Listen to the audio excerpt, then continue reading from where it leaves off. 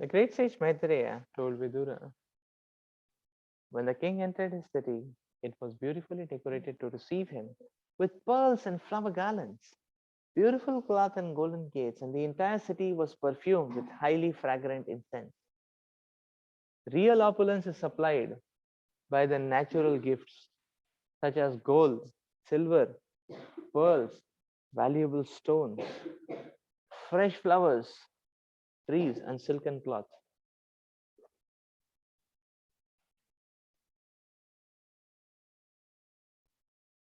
Thus, the Vedic civilization recommends opulence and decoration with these natural gifts of the Supreme Personality of Godhead. Such opulence immediately changes the condition of the mind, and the entire atmosphere becomes spiritualized.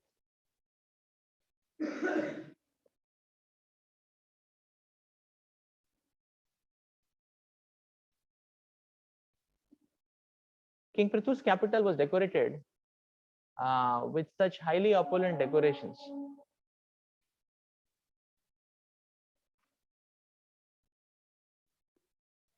The Prabhupada is telling beautiful point that these natural opulences will change the condition of the mind. The entire atmosphere becomes spiritualized because it comes in the mode of goodness.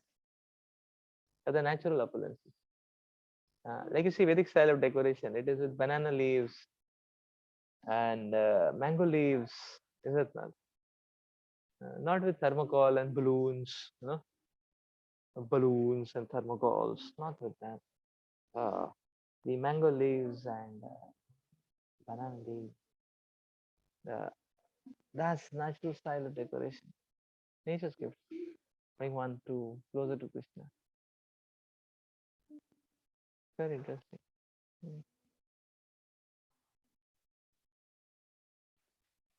Coconut. Use for decoration.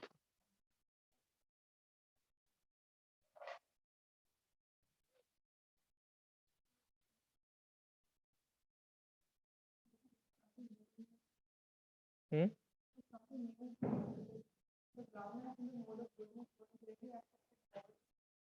What's that?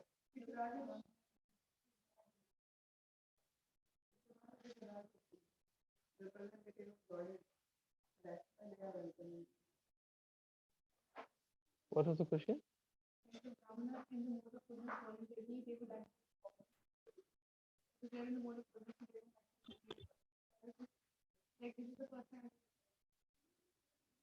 Oh, they are welcoming there.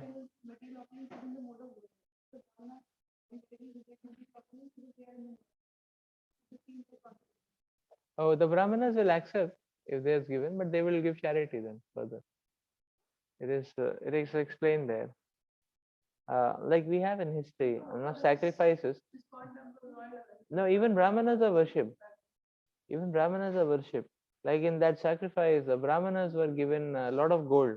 So they accepted it, but then they evaluated how much they need for the time being, and they took that much and left the remaining. So that therefore that whole place had become a mountain of gold. So the Brahmana left it because Brahmana will not store, the Vedic injunctions. So they just took a little bit what they need, and the remaining they thought, okay, what to do? Nobody to give charity here. Let's leave it here only. So yeah, so Yudhishthir Maharaj and the Pandavas went to that mountain and got the gold which was used for the yagya, the Rajasuya yagya, right? Yudhishthir Maharaj did that yagya. For that, that gold came from there. So the Brahmanas left it in charity from way behind. They thought, okay, somebody will use it, like that. And if they would find a patra who can take charity, then they would immediately give charity. Brahmanas would give charity. They would also accept because the Dati Pratiganati one would accept, but then they would not hold it like that. Brahmanas would not hold it. The king would also not hold it. The king will put it in the treasury, and the treasury will be used in the service of the kingdom. So it'll be put into circulation. It won't come to the king directly. The king will not put it to him directly. So this is interesting. Why? Because see, this means Prithu Maharaj is offering sacrifice outside his city somewhere. No, Prithu Maharaj is offering the sacrifice somewhere outside. This is just like it's just like Indian cricket team has gone to Olympics, or this World Cup, like that. Now the World Cup is happening in somewhere, say Australia. So then everyone has gone to Australia, something like that.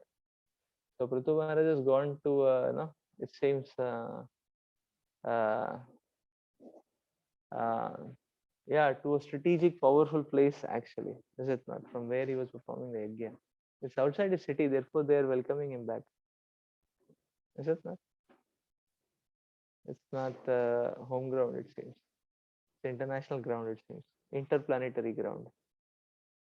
Seems like that. It seems like that. By the way, there was no mention where he performed yajna.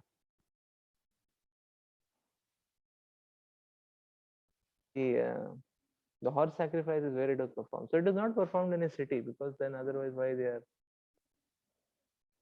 welcoming him back? Is it? It seems like that.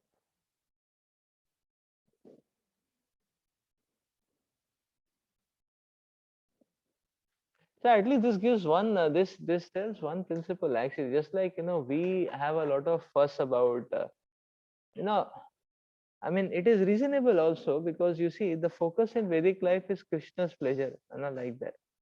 Our focus nowadays is material pleasure, but people are so choosy about material pleasure also. Is it not? Like, say for example, say, say for example, if a person has to very, properly play, then he would like to go to a stadium and play, even if he has to go a long distance. Is it not? He won't play here, the ground nearby. Why? Because the conditions are not proper here. He wants to play proper, and testify proper. Is it not? What type of ball, how to react, what is field dimension, everything. He wants the full. Similarly, you see people when they want to do film shooting. You've seen film shooting. You've seen the films, not the shooting. But when people do the film shooting, so then they are very fussy about the location. One place is in Europe, another place is in London. The same film, they are traveling from here to there everywhere, or different spots in Europe, London, whatever. I mean, London is also part of Europe. That's fine. So yeah, I don't think they go to Africa. Huh? I don't know whether there is a movie in Africa. But there's a movie shooting in Africa. No, Indian movie shooted in Africa. I don't think so. But Paraguay, Uruguay, I've seen. Uruguay, Kazakhstan, no? Dawood Ibrahim movies. So, anyways, the point is, you see, the whole point is they are so fussy about it. That they want, then from mountains to oceans to, so therefore crores of rupees of budget they spend, and that movie is just 2 hours. If 2 hours, I think, right? 2 hours, and if you listen at 2x, it's 1 hour. 1 hour worth of output and so much crores of rupees of investment. Why? Because they want to do it in the best possible impact. So one scene, is it not? Is so fussy about it, Why will Prithu Maharaj not be fussy about performing his yajna very nicely? That is the point, is it not? And they are so fussy about the whole thing. So yeah, materially people are so fussy about things. So why will Prithu Maharaj not be fussy? Is it not? Similarly, yeah, so everything, people for material sake, they are very fussy, is it not? Similarly, for marriages, people are so fussy. Destination marriage, crores of rupees, is it not? And so people are so fussy. Prithu Maharaj, in the same way, this goes to show that, you see, what is the matrix? Sometimes, the matrix is like how much they would be wanting the pleasure of Krishna, is it not? How much they would be working hard to please Krishna, is it not? We can see that. So Prithu is outside his city, is it not? He has gone for to a strategic place, and so that he can serve best possible way. Quite interesting. Chandana Guru to Yatra Ratya Chatvara Bhargavat Pushpak Sata Phale Stokamair Lajer Archir Bhir Architam. Fragrant water distilled from sandalwood and aguru herb was sprinkled everywhere on the lanes, roads, and small parks throughout the city. And everywhere were decorations of unbroken fruits, flowers, wetted grains, varied minerals, and lamps, all presented as auspicious paraphernalia. This is very amazing, no? Flowers, fruits, Vedic decoration, very amazing. You feel hungry, you can eat also, no? Yeah. Yeah. Modern day, very bogus. So Vedic life is always abundance. Anywhere you feel hungry, you can have full zashish. Like just pick up one and eat. Very interesting. Varied minerals and labs, all presented as auspicious paraphernalia. Uh, Wetted grains, so nice, no? Uh,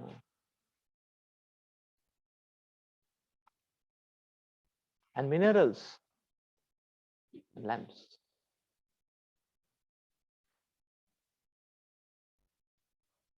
Savrinde kadali stambham ugape parishkritam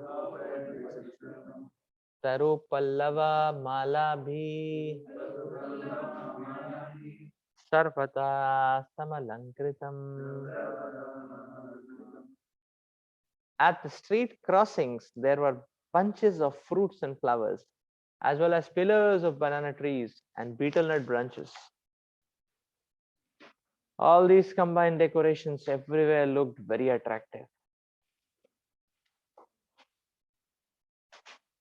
Prajastanti Pabaliti Sambrita Sheshamangale Abhijur Prishtakanyasya Vrishtakundala Mandita. Oh, as the king entered the gate of the city, all the citizens received him with many auspicious articles like lamps and flowers and yogurt. The king was also received by many beautiful unmarried girls whose bodies were bedecked with various ornaments, especially with earrings which collided with one another. Offerings of natural products such as betel nuts, bananas, newly grown wheat, paddy, yogurt, vermilion, carried by the citizens and scattered throughout the city are all auspicious paraphernalia according to Vedic civilization for receiving a prominent guest like a bridegroom, a king, or spiritual master. Similarly, a welcome offered by unmarried girls who are internally and externally clean and are dressed in nice garments and ornaments is auspicious. Kumari or untouched girls, unmarried girls, untouched by the hand of any member of the opposite sex, are auspicious members of the society.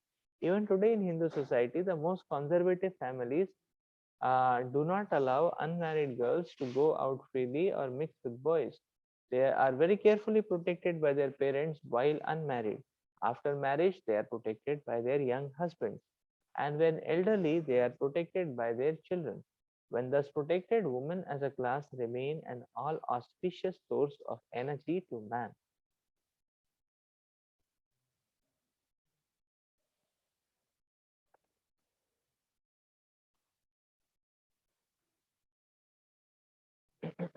Yeah, so Srila Prabhupada is talking about the Kumaris, or rather, the Srila Prabhupada is talking about the principle of protection. The principle of protection keeps a woman worshipable throughout life, is it not?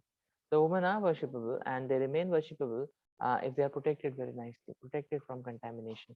So the purer they are, then they by the purity they can maintain their auspiciousness, their auspicious aura and their worshipable aura, like that. So rather, this principle is this principle is very true, and this principle can be extended also. So the same is very true for our consciousness as well. Our consciousness should also be always protected. When it is protected, it will remain auspicious. When it is let loose, then it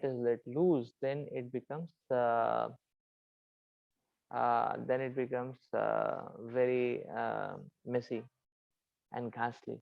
So this is quite interesting, So that's the point. This is quite interesting. So rather, our consciousness should also be like this, So under protection, So under protection. How to protect our consciousness? By association, by seva, by sadhana. Yeah. Those should be very strong walls which don't allow our consciousness to go here and there. That's the point. So yeah, very strong walls. So therefore, a devotee should have very strong sadhana so that he doesn't allow his consciousness to waver here and there. Very strong sadhana. He should have very strong sadhana, very strong service. So there's no time to actually process the, so many times the moods may give various signals, but if there is no time to process the moods, then what will the mood do? Poor fellow, mood will dry up, like that. So that way, otherwise, if there is too much time to process, then the moods will take all our time and energy. So one should be actually protecting oneself with strong walls of sadhana and seva and association. And I like that, strong walls. There is no scope for consciousness to leak. That's the point. That's interesting.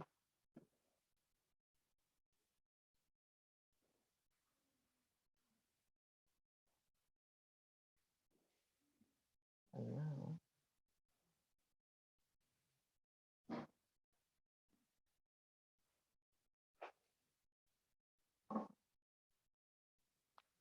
text 5.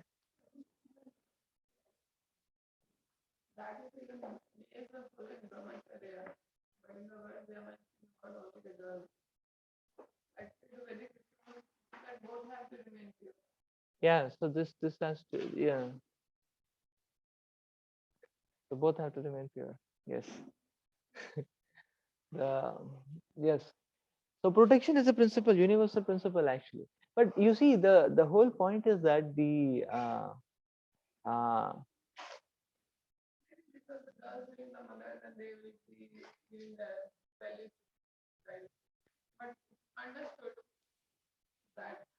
no, as such, we see that in that sense, women are given a higher position, more worshipable position than men, that way. So by the Vedas. So therefore, boys are not worshipped like that. You know, boys are not worshipped like that. Is it not? But Kumari girls are worshipped like that. Is it not? So the Vedic system do not worship young boys like that. I mean, they are. So this goes to show the Vedic the the Vedic scriptures are giving a higher position to the woman. Is it?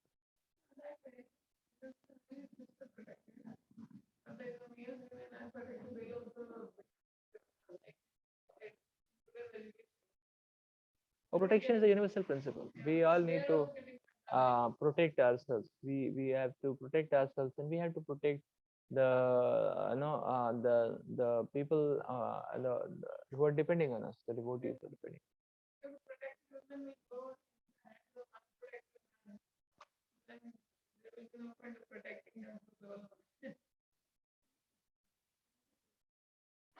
Uh, yeah, so everyone has to be protected. Yes, no, boys, girls, so all children have to protect it.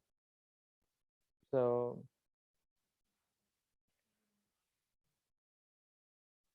Yeah, so free mixing contaminates. You see, the principles of protection have to be strong. No. Mataji used to stay at home. Boys used to be sent to the forest. So much protection, Is it not? Boys used to be sent to the forest, yeah, for tapasya. Is it not? And that was in the forest. You don't find any living entity. I mean, you find uh, when you can find wild animals and tigers and alligators and pythons, no, but you won't find human beings so much. Quite interesting. So protection is a universal principle. That's true. Shankadopi Ghoshena, Brahma Ghoshena, Chartujam, Vivesha Bhavadam Veera, Stuyamano Gatasmayaha. When the king entered the palace, conchs and kettle drums were sounded. Priests chanted Vedic mantras. Professional reciters offered different prayers. But in spite of all the ceremony to welcome him, the king was not the least bit affected. The reception given to the king was full of opulence. Yet he did not become proud. It is said that, therefore, that great personalities of power and opulence never become proud. And the example is given that of a tree which is filled with fruits and flowers does not stand erect in pride, but instead bend downwards to show submissiveness. This is a sign of the wonderful character of great personalities. They don't become proud. They understand that this opulence and everything, glorification is being given. Uh, actually, is being given to Krishna. Actually, is being given to Krishna. It's like a saint is offered a lot of respect, no? But a saint doesn't take that respect for himself. He understands that this is actually respect to God, no? And no. And because I am engaged in service, I am actually seeing that they are offering obeisances. Not to me, it's not to God. This is a saintly person, is it? So one is a saintly person. The saintly person is uh, just like that story is there. No, the the the procession of the Lord. So the elephant became ill. They had to find somebody. They were not finding anyone. So finally, they found a donkey.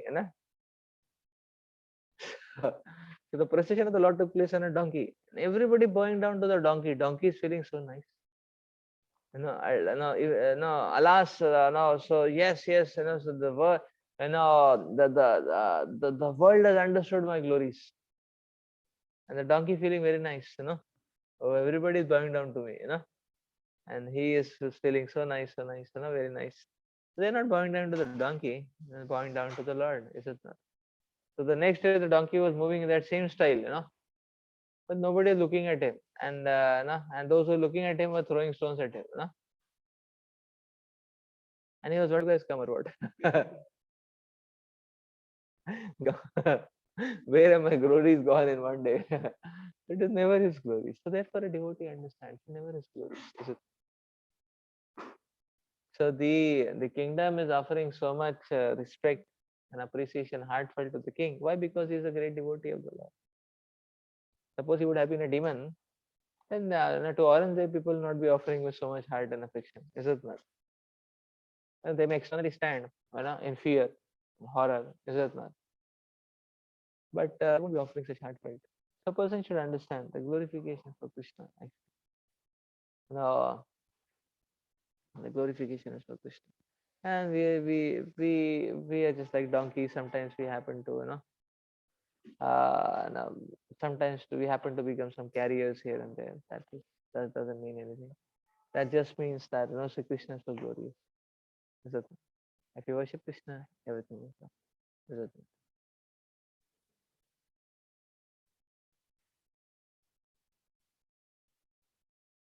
Pujita pujayamasha tatra tatra mahayasha Pauran Janapadam Stam Stan Prita Priya Paraprada Both the important citizens and the common citizens welcomed the king very heartily, and he also bestowed upon them their desired blessings. The responsible king was always approachable by his citizens. Responsibility means approachability. Generally, the citizens, the great and the common men, all had an aspiration to see the king and take benediction from him. The king knew this, therefore, whenever he met the citizens, he immediately fulfilled their desires or mitigated their grievances. In such dealings, a responsible monarchy is better than a so called democratic government in which no one is responsible to mitigate the grievances of the citizens who are unable to personally meet the supreme executive head. In a responsible monarchy, the citizens had no grievance against the government, and even if they did, they could approach the king directly for immediate satisfaction. So, responsibility means approachability. Another very interesting thing here is that you see, the king would immediately offer benedictions because immediately he was ready to offer them the desired blessings immediately. So why? Because next time when he will meet, whether he will meet, is it? So whenever he would meet, he would give them so much heartily, the whole life they will remember. Prabhupada did the same thing, with disciples, and Prabhupada many time he would give them so much mercy, so much love. Is it not? That they remembered lifelong. You know?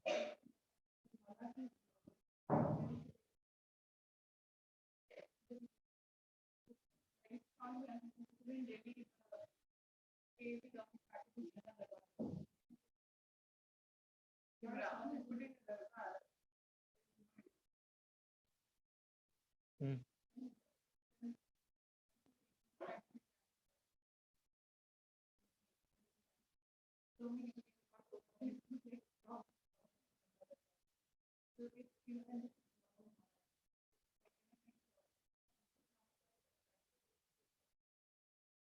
How is it practically possible? This is global monarchy.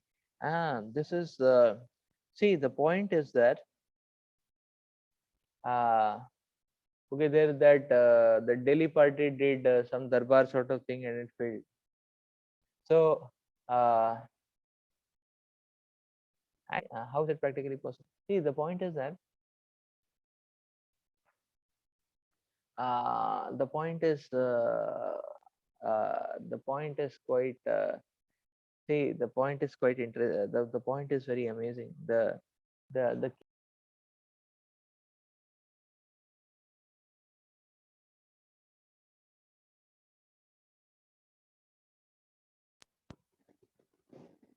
uh,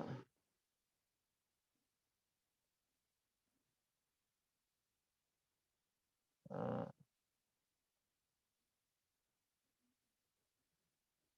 so the point to note is that first of all, actually, the kings were 24 hours busy in arranging for the welfare.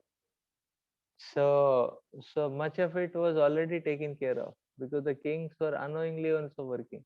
How much Prithu Maharaj was working for the welfare of his citizens? We just try to put ourselves in the shoes and see. He was ready to take battle with Mother Earth, is it not? He went up till Mother Earth to get the welfare of the citizens. How much he was struggling to get the welfare of the citizens, is it not?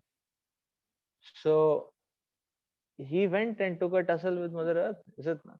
Like that. To that extent, he went. He went to perform these uh, unheard of yagyas, the horse sacrifice, the Ashwamedh yagya, he was performing. So and against what odds? Indra is trying his all power to stop it, and Prithu Maharaj is still driving it. Means how much he had struggled for the welfare of his citizens. Is it not? So then almost everything is supplied. That's the point. Is it not? Like say a very good teacher is there, then there will not be overwhelming doubts. Is it not? Like that? So because he has given a lot, he's given a lot. Therefore, it would become practical. Is it not? Therefore, it would become practical that way, and therefore it will become practical. Like that. And because the king, now you see, just like we hear, Srila Bhaktivinoda Thakur would take 11 minutes to solve a case. How much? Huh? 7, 8, 11, something like that. He would just solve a case in that much time. So he would just read the reports. Maybe I don't know whether he would hear or what. So and just hear and by his Trikal you will understand everything and just give the judgment. So awesome. 11 years cases don't get solved. Is it not? In the modern day, judiciary system, Bhaktivinoda Thakur, 11 minutes he would solve a case. Is it not? And spotless, unquestionable. Why? Because mindset would be very powerful. Because he would be a devotee. So modern day Kali Yuga fellows, even if they want to solve the problems, to understand what is the problem, they will take ages and months. Therefore, for them, Raj Darbar, no Darbar, they should first become a devotee of it. And that is the whole point. If you want to do good for anyone, first become a devotee of it. That's the point, is it not? So, that point has to be understood, that one should first become a devotee of the Lord. Then the question of any kind of welfare will come. So Prithu Maharaj, you see how fast he is. So just by seeing and meeting the person, he could understand what he wants, and he will give him good amount of reciprocation like that. So he had power, he had heart.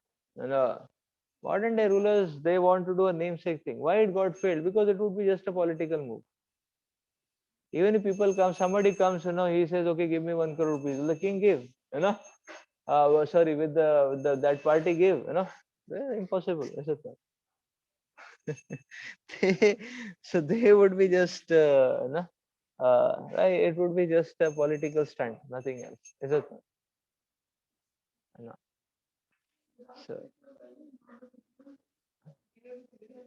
So so they could not give. What can they give? But a Mahabhagavad can give actually. Mahabhagavad can give. No, you see, Krishna got the what? No, the dead sons. No, yeah. No, not Sandipini. Somebody else also came. No, Sandipini means something else also had happened. No, huh? So somebody came for a complaint. No? Vriga, Niga.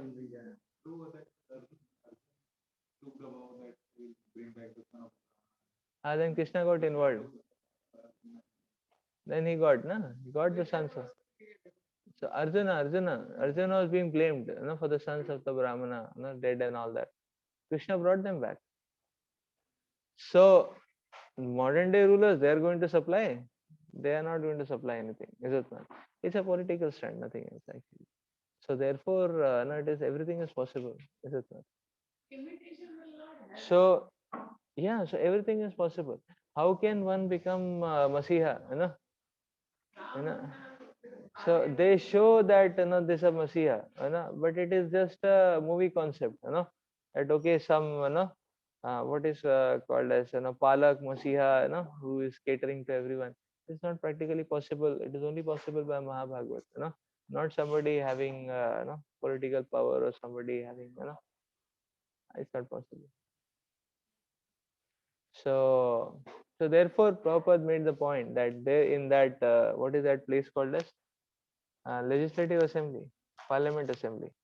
In the parliament assembly, first there should be Mangalarti, then some benefit of the citizens will happen. Is it not? Like that. Till that day, no question of any much benefit. That way. Okay, so we'll stop here.